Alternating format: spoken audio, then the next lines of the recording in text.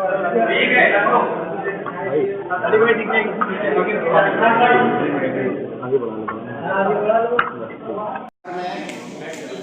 प्रदेश की राजधानी में सेवा करने का मुझे दूसरा अवसर प्राप्त हुआ है। माननीय मुख्यमंत्री ने शासन में एक विश्वास भरोसा जताया है और जता करके आपकी और आपके माध्यम से जो भी प्रिंट मीडिया इलेक्ट्रॉनिक मीडिया के माध्यम से जो भी जनता रूबरू होगी उनका सेवा करने का अवसर दिया है। मेरी पुलिसिंग की जो कंसेप्ट है बहुत सिंपल है। वो ये है कि हम और हमारे अधिकारी जो थाना स्तर तक के हैं वो जनता को सुने, जनता की शिकायतों को सुने, जनता की समस्याओं को सुने। वो चाहे जो उनके पास आ रहे हैं उनको सुने, चाहे उनको फ़ोन से सुने, चाहे उनको व्हाट्सएप से सुने, चाहे सोशल मीडिया सुने, चाहे जो भी आप संचार के माध्यम उनके सुने। और सुनने के बाद जिस मामले में जो यथा उचित कार्रवाई हो, जिस मामले में एफआईआर लिखा जाना एफआईआर लिखा जाए, जिस मामले में केवल कार्रवाई की जानी प्रिवेंटिव कार्रवाई की जानी प्रिवेंटिव कार्रवाई की जाए, वो कार्रवाई। नंबर 1। नंबर 2, यदि एफआईआर दर्ज किया जाए उसकी समय से विवेचना की जाए, समय से निस्तारण किया जाए। जनता को ये शिकायत देने का मौका ना मिले हमने एफआईआर लिखा लिया उस पर कोई कार्रवाई नहीं हो रही है। जनता को ये शिकायत करने का मौका ना मिले हमने एफआईआर लिखाया उस पर पक्षपातपूर्ण कार्रवाई हो रही है। ये हम सुनिश्चित करने की कोशिश करेंगे। और ये मैं इस दावे के साथ कर सकता हूँ कि जब मैं पिछले कार्यकाल में मुझे 17 महीने का अवसर मिला था, आप सबके सहयोग से ये मैंने किया था और मैं इसको अपनी उपलब्धि मानता हूँ और उसी उपलब्धि को मैं आप सबके माध्यम से आगे बढ़ाना चाहूँगा। क्योंकि यदि हम जनता की समस्याएं सुन लेते हैं, जनता की बातें सुन लेते हैं, हमें बहुत सारी बातें सामने आ जाती हैं। इसी के माध्यम से जो हम अपनी प्राथमिकताएं ज्ञापित करते हैं शासन की, प्रशासन की, चाहे वो अपराध मुक्त भयमुक्त समाज स्थापित करने की, माफियाओं के विरुद्ध प्रभावी कार्रवाई करने की, महिलाओं, बच्चों, दलित वर्गों, कमज़ोर वर्गों के विरुद्ध जो भी अपराध हो रहा है उस अपराध के संबंध में विरोधात्मक कार्रवाई करने की, या उन अपराधियों के विरुद्ध प्रभावी कार्रवाई करने की, या माफियाओं के विरुद्ध कार्रवाई करने की, या मिशन शक्ति की, ये सब एकाकार अंगीकृत रूप में होकर कार्य करेंगे हम लोग। हमारी मूल योजना ये रहेगी।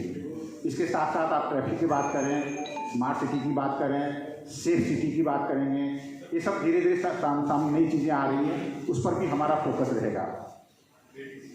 जो मैंने महसूस किया है एक आम नागरिक के रूप में भी, क्योंकि इस बीच में 2012 में यहाँ तकने के बाद बहुत सारी जगहों पर सेवा करने का मुझे अवसर मिला, तो वो जगह मेन पुलिसिंग से हट करके मैंने एक आम नागरिक के रूप में आपसे बात करके तो समझने की कोशिश किया, तो 2012 से 2020 के बीच में काफ़ी अंतर आ गया है। वो अंतर ये है कि सोशल मीडिया बहुत व्यापक हो गई है और सोशल मीडिया जहाँ तक जैसो हमारे लिए सहयोगी भी है, हमारे लिए आपके लिए, वहाँ कहीं कहीं हमारे लिए जैसो हानिकारक भी है। सहयोगी ये है कि सोशल मीडिया के माध्यम से हमें जानकारी समय से मिल जाती है, आपको जानकारी मिल जाती है, आप कहीं ट्विटर पर डाल देते हैं, आप फेसबुक पर डाल देते हैं, उसके माध्यम से हम जानकारी मिल जाती है, हमें तुरंत जानकारी मिलती है, हम उस पर तुरंत एक्शन करने की कोशिश करते हैं। हानिकारक ये है कई बार बहुत सारे अफवाह चल जाते हैं, बहुत सारे अफवाहों के कारण जैसे सही पता नहीं चल पाता सही क्या है गलत क्या है। पुलिस विभाग के माध्यम से हम कोशिश करते हैं उन अफवाहों का खंडन करने की, कभी कभी उसमें समय लग जाता है। इसके अतिरिक्त दो समुदायों के बीच, दो संप्रदायों के बीच कभी कभी इस तरह के अफवाह वाली, रूमर वाली, सांप्रदायिकता विरोधी तमाम पोस्ट आ जाते हैं, जिसमें कभी कभी काफ़ी आपत्तिजनक स्थिति पैदा हो जाती है। उसको कंट्रोल करने में पुलिस प्रशासन को काफ़ी मेहनत करना पड़ता है। ये सोशल मीडिया की दूसरी स्थिति है।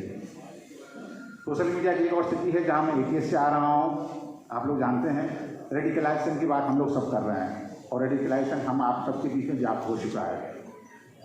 रेडिकलाइजेशन केवल ये नहीं है कि हम एक विचारधारा से ग्रस्त होकर केवल आतंकी घटनाएँ करें, आतंकी कार्रवाई करें।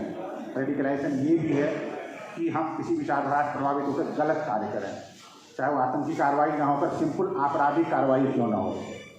तो ये सब जो नई चैलेंजेज आई है, नई चैलेंजेस के लिए हम लोग को आगे आना पड़ेगा, आगे बढ़ के काम करना पड़ेगा। अच्छी बात यह है कि प्रदेश सरकार ने, माननीय मुख्यमंत्री ने लखनऊ में और नोएडा में पुलिस कमिश्नर सिस्टम लागू किया है। मैं समझता हूँ कमिश्नरेट सिस्टम की दो जो सबसे मजबूत स्तंभ है हमारे पास, हमें अधिक से अधिक अधिकारी मिले हैं। उन अधिकारियों के माध्यम से जो हमारी पुलिसिंग कंसेप्ट है, जो हमारी पुलिसिंग की प्रोजेक्ट है, उसको हम अच्छे तरीके से, प्रभावी तरीके से लागू कर सकते हैं। साथ ही साथ कमिश्नरेट सिस्टम में हमें मजिस्ट्रेरियल पावर्स मिले हैं। उन पावर्स के माध्यम से हम जो गुंडा तत्व हैं, असामाजिक तत्व हैं, सांप्रदायिक तत्व हैं, उनके विरुद्ध प्रभावी निरोधात्मक कार्रवाई कर सकते हैं। ये हमें पावर्स मिले हैं। तो ये जो चीज़ें मिली हैं, जो जनता के तरफ से सरकार ने, माननीय मुख्यमंत्री ने हम पर, पुलिस विभाग पर जो विश्वास उत्पन्न किया है, उस पर हम आप सबके माध्यम से, सहयोग से मिलकर काम करना चाहते हैं। अंत में मैं अपने तरफ से एक बात कहना चाहूँगा, क्योंकि पिछली बार था, 17 महीने था, हमारे पुराने मित्र हैं, मैं सबको मित्र मानता हूँ। हमारे और मीडिया के बीच काफ़ी विश्वसनीयता थी। विश्वसनीयता का स्तर ये था कि किसी कोई बात मुझसे पूछी जाती थी, मैं मीडिया को बताता था कि ये बात है, तो मीडिया कहती थी ये अंतिम सत्य है, उसको कभी वो डाउट नहीं करते थे। मेरे लिए लाभ ये होता था कि बहुत मौक़ों पर, बहुत अवसरों पर मुझे मीडिया के माध्यम जानकारी मिल जाती थी, साहब आपसे फलां थाना क्षेत्र में घटना हुई है, फलां जगह ये हो रहा है, फलां जगह ये हो सकता था, और मुझे जानकारी मिलती थी। मैं अपने इंस्पेक्टर सीओ के माध्यम से चेक करता था, उनको जानकारी नहीं होती थी। आपके माध्यम से सूचना मिलती थी, उस सूचना से हम अपनी पुलिसिंग को बहुत प्रभावी, बहुत मजबूत कर पाते थे। हम आज प्रथम दिन आपके साथ हैं। हम ये उम्मीद करेंगे आपसे ये सहयोग इस मुझे कार्यकाल में मिलता है। Thank you. जी स्वागत। नहीं बंथरा नहीं जा पाया था।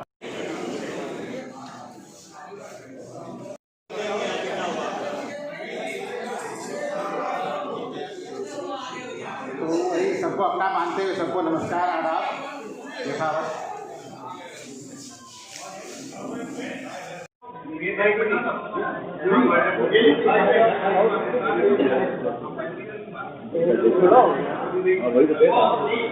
वहाँ चार छोड़नी थी।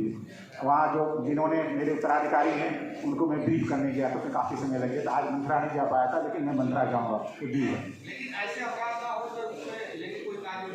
यस, बहुत कार्य योजना है। देखिए, ये जो अवैध मद्य, अवैध शराब के निष्कर्षण, उनके उत्पादन, उनकी तस्करी, उनकी आपूर्ति, उनकी बिक्री, ये बहुत हद तक कुटीर उद्योग बन चुका है। कुटीर उद्योग वहाँ बनता है जहाँ कच्ची शराब बनती है। ये एक नया तथ्य आया था, नया तथ्य हम लोग के सामने आया, नई बातें आई, आप लोग भी सहमत होंगे कि अब बहुत सारे जो सरकारी शराब की दुकानें हैं उनमें भी इस तरह की घटनाएं हो रही हैं। उनमें कुछ ऐसे अपमिश्रित तत्व मिला दिए जा रहे हैं जिनके सेवन से इस तरह की जान माल की हानि हो रही है। लोग अपना अमूल्य जीवन खो ले रहे हैं। हमें ये सोचना पड़ेगा, हमें कार्रवाई करनी पड़ेगी, हमें प्रशासन के साथ मिल करके, आबकारी विभाग से मिल करके, आखिर ऐसे जो सरकारी शराब की दुकानें हैं जिनमें इस तरह की गलत गतिविधि हो रही है, उसको हम लोग कैसे मिलकर रोक सकते हैं। तीन अंग हैं। मैं इसलिए मंत्रा घटना नहीं बता रहा हूँ। मंत्रा घटना जब मुझे जितनी जानकारी है, मैं नहीं कह सकता मुझे संपूर्ण जानकारी है, मुझे यही जानकारी है कि ये सरकारी शराब की दुकान घटना थी और उसमें इस तरह का अपमिश्रण हुआ था। इसके अलावा कच्ची शराब घटनाएँ होती हैं, आप यहाँ व्यापक है, उस पर हम कार्रवाई करेंगे। तीसरी घटना होती है जो कि अवैध शराब को दूसरे प्रदेश से या दूसरे जिले से लाया जाता है, उस पर भी हम लोग कार्रवाई करेंगे। चौथी प्रकार की बात ये होती है कि अवैध शराब बनाने के लिए तमाम प्रकार के स्पिरिट और अल्कोहल वगैरह जो ले जाते हैं उनकी भी तस्करी होती है। ये 3-4 आयाम हैं, उस पर बैठ के हम अपने अधिकारियों के साथ मिल करके प्रभावी कार्रवाई करेंगे। मैं ऐसा विश्वास दिलाता हूँ। चुनौती क्या नजर आ रही सर पहले समय में और आप में? मैं चुनौती वही बता सकता हूँ, सोशल मीडिया फास्ट। अब हमसे फास्ट पुलिसिंग, फास्ट रिस्पॉन्स की बात अपेक्षा की जाती है। एक सवाल छोटा, 8 साल हो गए हैं, 8 साल बाद आपने चाप संभाला राजधानी का, आम जनता से कितना करीब जाएगी, कितना करीब पहुँचे? जो भटकती है अभी तक वो समझ नहीं पाई है कौन डीसीपी है, कौन एसीपी है, वो भटक के फिर वही आपके वहाँ तक जाती है, आवाज़ तक फिर वहीं से लौट जाती है। चाहिए फला से मिलिए, इसे पहनते हैं और अपराध जो है वो बढ़ता जा रहा है इसी चक्कर। ये आप अगले सवाल। भाई साहब, आपकी बात का जवाब मैंने शुरुआत में दी थी, मैं इसको रिपीट करना चाहूँगा। At the cost of repetition मैंने कहा, कमिश्नरेट में, लखनऊ कमिश्नरेट में मेरे नेतृत्व में, मेरे मार्गदर्शन में हमारी प्राथमिकता ये होगी कि जनता को सुना जाए, मैंने स्टार्ट यही किया था। दूसरी लाइन मैंने की थी जनता को सुना जाए, चाहे उनसे मिल के सुने, चाहे उनके फ़ोन को सुने, चाहे उनको व्हाट्सएप को देखें, चाहे उनको सोशल मीडिया को देखें। मैं ज़्यादा नहीं बोलना चाहूँगा, ज़्यादा दावे नहीं करना चाहूँगा। मैं आपसे यही कहूँगा, यदि आपने मेरा पिछला कार्यकाल देखा है और आपको विश्वास है कि जनता की सुनवाई होती थी तो अब भी होगी। एक वन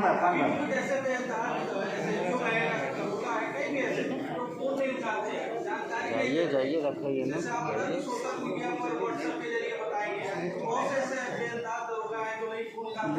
मैं आज इस सवाल का ज़्यादा जवाब नहीं देना चाहूँगा। मैं एक ही और बताना चाहूँगा, इसका जवाब मैंने दिया, आपको अभी दिया है। मैंने कहा था आपके माध्यम से मुझे अच्छी सही जानकारी मिलती रही है, आपके माध्यम से मुझे पता चलता रहा है, और आपके माध्यम से मैं आपको इसलिए कह रहा हूँ, आप जनता की आवाज़ हैं। चाहे प्रिंट मीडिया हो, चाहे इलेक्ट्रॉनिक मीडिया हो, चाहे डिजिटल मीडिया हो, आप जनता की आवाज़ हैं। आपके माध्यम से जनता की आवाज़ मेरे तक पहुँचेगी, पहुँचती रही है।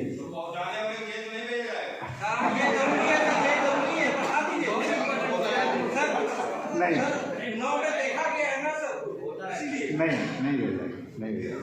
तो आपके माध्यम से जनता की आवाज़ आएगी, उसके माध्यम से जो हमें जानकारी मिलेगी, और जानकारी मिलेगी हमारे अधिकारी कर्मचारी लापरवाह हैं, अकर्मण्य हैं, भ्रष्ट हैं, निकम्मे हैं, कामचोर हैं, उनके खिलाफ कार्रवाई होगी। 4-5 साल के भीतर जो है कई कप्तान भी बदले और नए में कमिश्नर भी आए, लेकिन कई घटनाएं राजधानी में हुई हैं, बड़ी घटनाएं, लेकिन अभी तक खुली नहीं।